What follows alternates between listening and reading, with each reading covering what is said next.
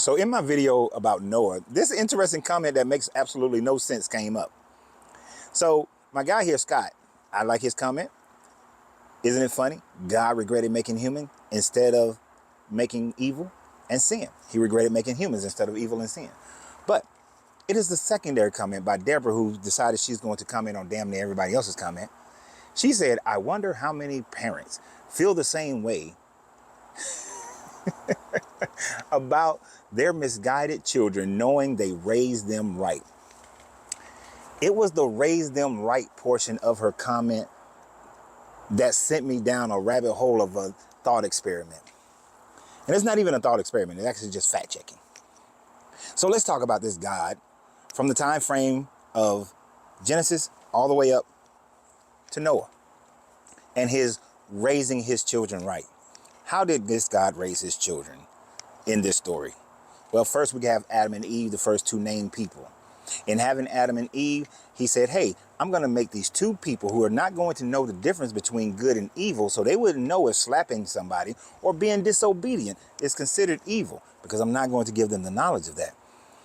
And the tree that would give them that knowledge, I'm going to set it right in the middle of the garden, make it look pristine, the fruit look good, whatever the fruit is, and I'm going to put it right there.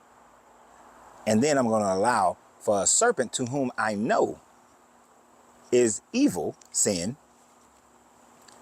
I'm going to put that serpent, allow that serpent to be able to talk to these people who don't even know or can't even recognize that the serpent is evil. You ever think about that? Eve would have never even recognized whether or not the serpent was lying to her or telling her the truth, considered to be evil, or was creating a sin. She would not have known because she didn't know the difference between good and evil, and Adam would not have known himself.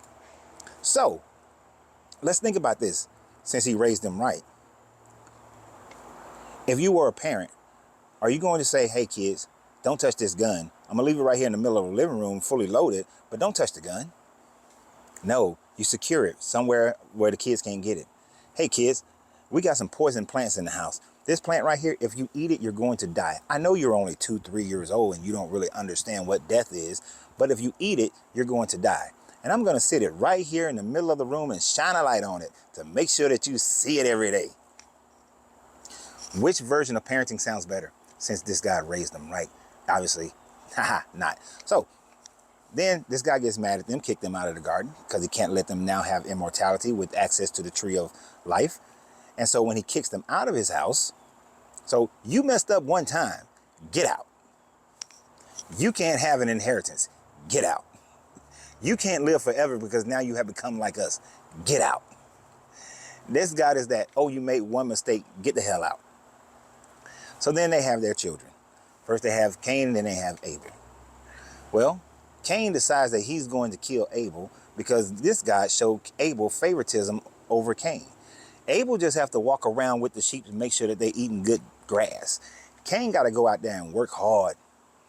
They both brought their fruits. Now, in the church, they like to tell you that Abel gave his best and Cain didn't give his best. But when you actually read the story, it says nothing about Cain not giving his best. It's just said that Cain brought the vegetables, Abel brought the meat.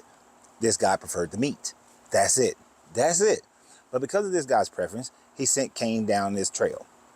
Yes, he did try to tell Cain that sin crouches at your door and you have the power to overcome it. But then he didn't do nothing. Did he warn Abel? Since he's all knowing, did he warn Abel? Did he make sure that Cain didn't do it? Did he strike Cain dead? No, he didn't. He allowed Cain to kill Abel and then got mad at Cain. But another level of piss poor parenting is that then this guy tells Cain, because Cain is like, everywhere I go, people are going to try to kill me. Maybe him and his other brothers and sisters are going to be born, and then those are the people that may try to kill him. Or it's the people that comes from the Genesis chapter 1 on day 6. I don't know. But he's saying other people are going to try to kill me. So does this guy say, well, you rightly deserve to be punished for the murder to which you have committed? No. He says that, you know what, Cain, I'm going to put a mark on you. And anyone who does you harm, who tries to murder you, I'm going to kill them 7 times over. I'm going to punish them 7 times over. So I'm going to punish the people who punishes the murderer more so than I'm going to punish the murderer.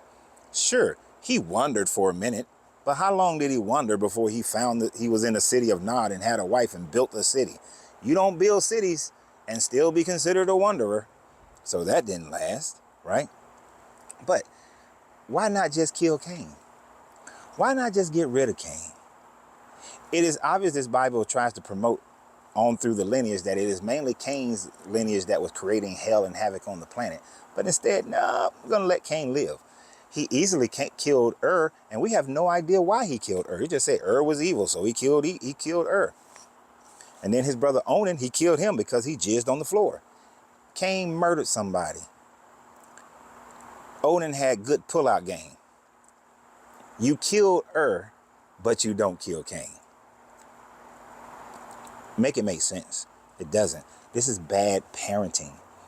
He raised them so right. Then, because we're not done. We're not done. So Adam and Eve then had Seth. Seth's family line begins to call upon the name of the Lord. But his other children, God's first children, the angels, they see that, hey, them chicks, they look good. They got that good looking poom poom, that boom boom, and them tatas. Whoo-hoo. And so they come down, and this guy allows for these fallen angels to come down. So I said Nephilim, these fallen angels to come down and then have intercourse with the women and then produce the Nephilim, and allows the Nephilim to first be great men of renown, but then allows them to start engorging themselves on human flesh according to the book of Enoch. And this creates all the evil because these angels, these fallen angels, are supposedly the ones that taught magic and witchcraft and hermeticism and all these sorts of things. So instead of warning Seth and his lineage, instead of looking at the daughters and saying that, no, I'm not going to allow you guys to marry these women and have sex with these women. So to answer some people's question, can angels have sex? Do angels have sex? Well, obviously the fallen angels do.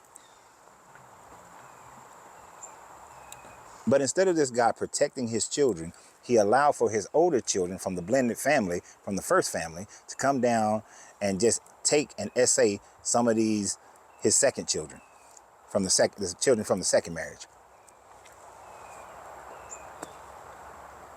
Would you call it bad parenting if you allowed your stepson to take advantage of your daughter, since you raised them right?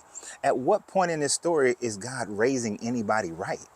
In every point of this storyline, this God raised his people wrong. He raises them without care. He raises them with impossibilities. He raises them surrounded by the dangers. He doesn't provide protection. He does absolutely nothing to be a parent. He allows for the celestial ones to come down and take advantage of the mortal ones. When and where does this God demonstrates that he has good parenting skills? This God has horrible parenting skills. So you wonder how many parents would feel the same way about children that they raised right? Yeah, a parent would feel that way. A parent will not regret having their child. They would just feel sorry for their child. They would try to do more for their child. They would try to help their child change. They will show love for their child. Not, hey, these are my commandments, damn it. You're going to love me and honor me, and don't you have no other God before me. I'm going to make sure the first 40 things is all about me. You're going to worship me on the Sabbath, and you're going to do all this. And then I'm going to tell you not to steal, kill. And then I'm going to tell you not to commit adultery. I'm going to tell you all these things. But if you break them first ones, that's the shit that's going to send you into slavery. I'm going to annihilate you. I'm going to kill 3,000 of you because you worship a golden calf. I'm going to murder, death, kill every last one of y'all if y'all act out by not worshiping me, instead of just trying to try to correct, show some genuine love. No, your God is a piss poor parent, and always have been, always will be, and mainly because it just don't exist. I would submit that the overwhelming majority of people on the planet have better morality and are better parents than your God of the Bible. Guaranteed. So tell me what you guys think. Comment, like, subscribe, share, and always remember you have to free yourself to be yourself, because your greatness is non-negotiable. Good journey, good vibrations.